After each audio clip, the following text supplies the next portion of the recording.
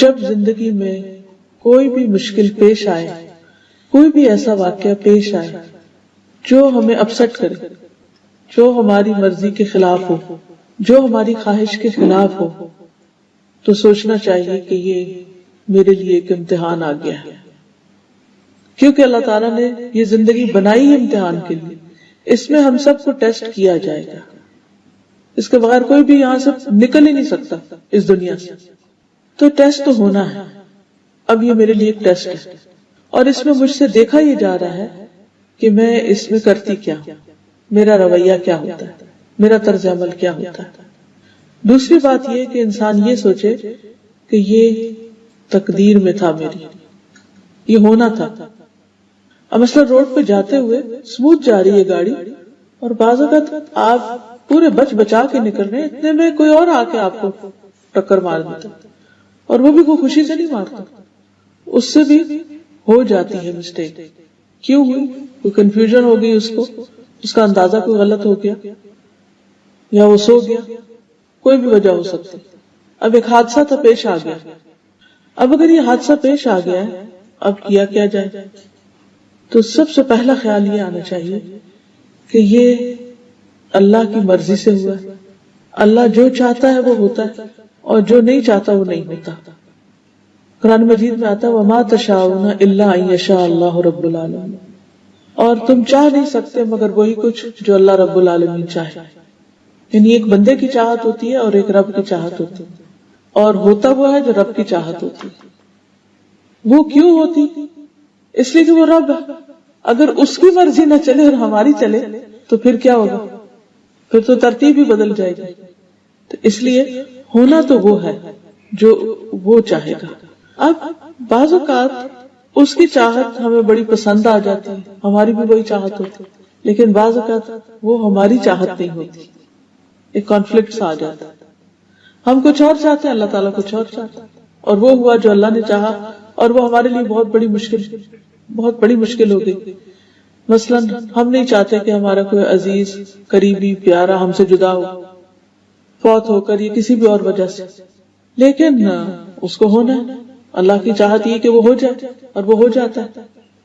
اب جیسے یوسف علیہ السلام حضرت یعقوب سے جدا ہو گئے، حالانکہ ان کو آپس میں بہت زیادہ محبت تھی، باپ کو بھی بیٹے سے محبت تھی، بیٹے کو بھی باپ سے محبت تھی.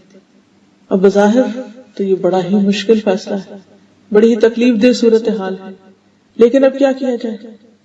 اب یہ تو اللہ کا حکم تھا. اب جو کچھ بھی ہوتا ہے، جیسے ابھی سورۃ القیامہ میں آپ سن رہے تھے کلا بل تحبون العاجلہ وتذرون الآخرہ، تم جلدی ملنے والی چیز سے محبت کرتے ہو اور جو بعد میں آنے والی ہے اس کو چھوڑ دیتے ہو. ایک تو اس کا معنی ہے کہ جلدی سے مراد دنیا، اور آخرت سے مراد آخرت، ہیئر آفٹر. اور ایک اس سے مراد یہ ہے کہ جو چیز آج ملنے والی ہے ہم اس کو پریفر کرتے ہیں، ادھار کی بجائے نقد چاہتے ہیں، تھوڑا بھی ملے آج مل جائے، فوری مل جائے، جلدی چاہتے ہیں، عاجلہ چاہتے ہیں. اور اللہ تعالیٰ بڑی چیز دینا چاہتا ہے اور بعد میں دینا چاہتا ہے. اب سوچئے یوسف علیہ السلام کے کیس میں کہ اگر وہ اپنے والدین کے گھر رہتے اور بھائیوں کی یہ چپکلیں ساری زندگی چلتی رہتی تو وہ محبت کے ایلیمنٹ کو تو تسکین ملتی رہتی کہ باپ بیٹا ایک دوسرے کو دیکھ رہے ہیں، قریب ہے، تسلی ہے، تسکین ہے، روز کے معاملے ڈسکس ہو رہے ہیں، آج بھائی نے یہ کر دیا، آج اس نے یہ کر دیا، تو وہ ایک دوسرے کی شکایت کر کے سین چلتا رہتا ہے. لیکن اینڈ آف دا ڈے اس سے حاصل کیا ہوتا ذرا سوچیے. اگر وہ اسی سچویشن میں رہتے تو کیا حاصل ہوتا؟ کچھ بھی نہیں، وہی تو وہی رہتے. اللہ سبحانہ و تعالیٰ ان کو اس سچویشن سے نکال لے گیا. وہ میتھڈ بڑا تکلیف دہ تھا کہ بھائیوں نے کنویں میں پھینکا، ہارٹ بریکنگ ہے، لیکن اس میں بھی ایک خیر ہے، کیونکہ اس کے علاوہ کوئی اور چارہ نہیں تھا. اگر وہ اس میں نہیں پھینک دے تو وہ دوبارہ مل جاتے، وہ خود ہی گھر آ جاتے. تو وہاں ڈالا گیا کہ جہاں سے نہ وہ خود آ سکتے تھے، نہ باپ جا کے ڈھونڈ سکتے تھے، نہ کسی کو بھیج کے منگوا سکتے تھے. تو چونکہ ڈپارٹ کرنا ہی تھا، جدا کرنا ہی تھا، اس لیے ایسے طریقے پر کہ انسان کے بس سے باہر نکل جائے معاملہ. اب آپ دیکھیے کہ وہ ایجپٹ پہنچ جاتے ہیں جو اس وقت کا بہت ہی دنیاوی اعتبار سے سویلائزڈ اور بہت ترقی یافتہ ملک تھا، اور کہاں وہ فلسطین کا گاؤں جہاں پر وہ رہتے تھے، اور کہاں وہ ایجپٹ جہاں پر وہ پہنچ گئے، اور پھر جس کے گھر میں وہ رہے وہ گورنمنٹ آفیشل تھا، ان کا فائنینشیل منسٹر تھا، اس کے گھر کے رہن سہن طور طریقے وہ اللہ تعالیٰ نے سکھائے، یعنی دنیا کا سارا رکھ رکھاؤ اور دنیا کے نظام کیسے چلتے ہیں وہ ساری چیزیں انہوں نے وہاں سے سیکھی۔ پھر کس طرح وہاں بھی ان کے ساتھ ایک کے بعد ایک مشکل پیش آتی رہی، حتیٰ کہ جیل خانے میں پہنچ گئے۔ اب یہ جیل خانے میں پہنچنا یہ اور بھی زیادہ تکلیف دہ تھا، لیکن اس کے بغیر بھی چارہ نہیں تھا۔ لیکن اب آپ دیکھیے کہ بظاہر رستہ کتنا خطرناک ہے، کتنا تکلیف دہ، لیکن کہاں پہنچ رہا ہے، نتیجہ کیا نکلنے والا ہے، اللہ تعالیٰ دینے والا کیا ہے ان کو اللہ تعالیٰ نے نبوت بھی عطا کی، خوبصورتی بھی عطا کی، اچھا اخلاق بھی عطا کیا، اور پھر دنیاوی حکومت بھی عطا کی، سب کچھ۔ یعنی ایک انسان کسی چیز کا جو تصور کر سکتا ہے کہ اسے دنیا میں ملے، وہ سب کچھ مل گیا ان کو، لیکن کن راستوں سے ملا، کن کٹھن راستوں سے، کن مشکل راستوں سے ہوتے ہوتے وہ وہاں تک پہنچے۔ یہ تو ایک مثال ہے۔ ایسے ہی موسیٰ علیہ السلام کی مثال کی کہ کس طرح ان کی ماں ان کو پانی میں ڈال رہی ہے اور کس طرح وہ اپنے مقام تک پہنچتے ہیں۔ تو کہنے کا مقصد یہ ہے کہ بعض اوقات اللہ تعالیٰ ہمیں ایسی تکلیف دہ صورت میں ڈال دیتا ہے، ایسی مشکل میں ڈال دیتا ہے کہ جو ہمارے لیے بہت ہی ناگوار ہوتی، ہمیں بہت ہی ناپسند ہوتی، لیکن اللہ تعالیٰ سے بڑھ کر کوئی ہمارے لیے مہربان بھی نہیں، وہ الٹیمیٹلی ہمارے لیے فائدے کی ہوتی، مگر ہم اپنے شارٹ سائٹڈنس کی وجہ سے اس کو سمجھ نہیں پاتے، جس کے نتیجے میں ہم پریشان ہوتے ہیں۔ سارے غم کی وجہ یہ ہوتی ہے کہ ہمیں اس مشکل یا اس دلدل میں پھنسنے کی وجہ سمجھ نہیں آ رہی تھی کہ اس سے نکلنے کا، کیونکہ ہم تو ہوپلس ہو چکے ہیں، فوراً ہم دل چھوٹا کر بیٹھتے ہیں اور ہم کہتے ہیں بس ہم تو ختم، اب تو ہمارے ساتھ کچھ اچھا نہیں ہونے والا، دنیا اندھیر ہو گئی۔ تو پہلی چیز جو بندے کو مشکل پیش آنے پر سوچنی چاہیے وہ یہ کہ یہ اللہ کا فیصلہ، اللہ نے میرے لیے یہی چاہا، اور اللہ کی چاہت میری اپنی چاہت سے زیادہ بہتر ہے، اس کی اس میں کوئی نہ کوئی حکمت ہے، مصلحت ہے، اس نے یہ میرے مقدر میں رکھا ہے، اور اس میں ضرور کچھ بھلا ہے۔ اللہ کا فیصلہ کبھی بھی ظلم پر مبنی نہیں ہو سکتا، بس اس وقت انسان اعتماد کر لے اللہ کے فیصلے۔ اب ایک اور سچویشن آپ دیکھیے، حضرت ابراہیم علیہ السلام، ان کی شادی حضرت سارہ سے ہوئی جو اس وقت مسلمان ہوئی، اور پھر بعد میں جب وہ ایجپٹ گئے اور اس بادشاہ نے حضرت سارہ کو پکڑا جس سے پھر وہ چھوٹ گئی، وہ بھی ان کی ایک کرامت تھی کہ وہ ان کے ساتھ برا ارادہ رکھتا تھا لیکن اللہ تعالیٰ نے اسے کامیاب نہیں ہونے دیا۔ تو اس کے بعد جب انہوں نے ان کو چھوڑا تو ساتھ حضرت ہاجرہ بھی تحفے کے طور پر دے دی۔ تو بعد میں حضرت ہاجرہ سے حضرت ابراہیم نے شادی کی، ان کے بچے نہیں تھے، حضرت ہاجرہ کا بیٹا اسماعیل پیدا ہوا۔ تو جب وہ دودھ پیتا بچہ تھا تو روایات میں اس طرح آتا ہے کہ حضرت سارہ بہت سخت ناراض ہوئی اور وہ کہتی کہ میں ان کو برداشت نہیں کر سکتی، آپ ان کو یہاں سے لے جائیں۔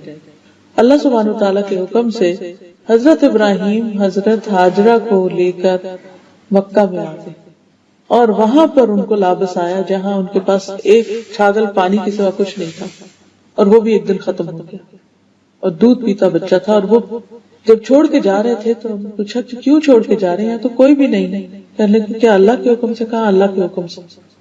اور دوسری طرف حضرت سارہ جو تھی وہ فلسطین میں حضرت ابراہیم کے پاس ہی تھی۔ اب آپ دیکھیے کہ حضرت ہاجرہ کی بہت بڑی قربانی، حضرت سارہ کی نسل سے بھی ایک امت پیدا ہوتی ہے اور حضرت ہاجرہ کی نسل سے بھی ایک امت پیدا ہوتی ہے۔ حضرت ہاجرہ کی اولاد میں سے ہیں حضور صلی اللہ علیہ وسلم، اور حضرت سارہ کی اولاد میں سے بنی اسرائیل۔ یعنی اگر انسان پیچھے تک جائے تو جس کی قربانی بڑی، جس کی آزمائش بڑی، جس کا صبر بڑا، اس کا انعام بھی بڑا۔ اللہ تعالیٰ قرآن مجید میں وعدہ کرتے کہ انما یوفی الصابرون اجرہم بغیر حساب، بغیر حساب، صبر کرنے والوں کو ان کا اجر بے حساب، انلمیٹڈ ملتا ہے۔